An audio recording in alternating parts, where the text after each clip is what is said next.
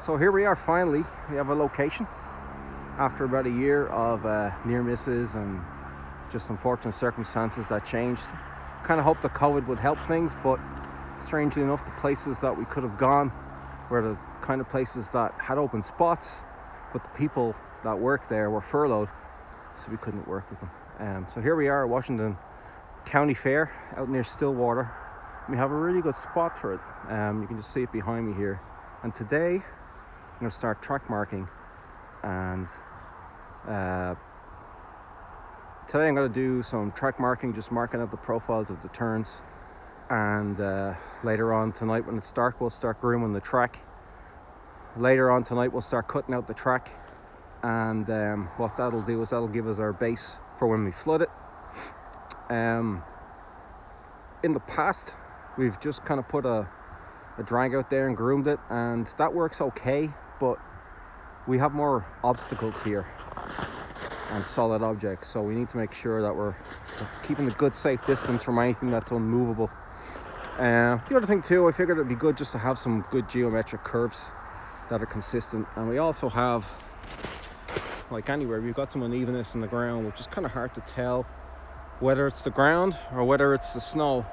But either way, we want to kind of route our straights in such a way that they're not kind of going over those, just to kind of make it smoother. Water will only smooth things out so much. So the process is pretty simple. Pick a center point for the turn. Kind of started off with Google Maps. Let's see. Process is pretty simple. We pick out a center point for the turn on Google Maps, which is over here, and we're now to the outer radius of the corner, which right now we're at about 85 feet for this one, 30-foot wide track. And we just go all the way around there from the center point. Just go all the way around there from the center point to mark the turn with the cones, and those will be the reference points for when we run the truck and the drag around later on. And we'll do a similar thing for the bottom turn. We're starting with just a oval for now. We're going to make it a roval afterwards.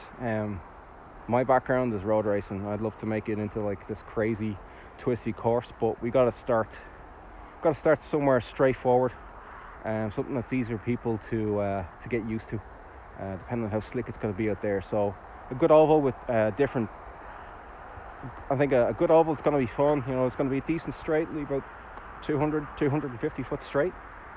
And the bottom turn behind me, which is I've yet to build, but that'll be a little bit tighter than the top one, just to vary things up a little. So that's a quick walkthrough of what we have at the very basic stages here. A lot more to come. We've got to move our gear in, we've got to move 30,000 gallons of water in here, and everything else that you can imagine for a go-kart track. You've got to get the carts out and prepped, or rechecked over at least since last winter.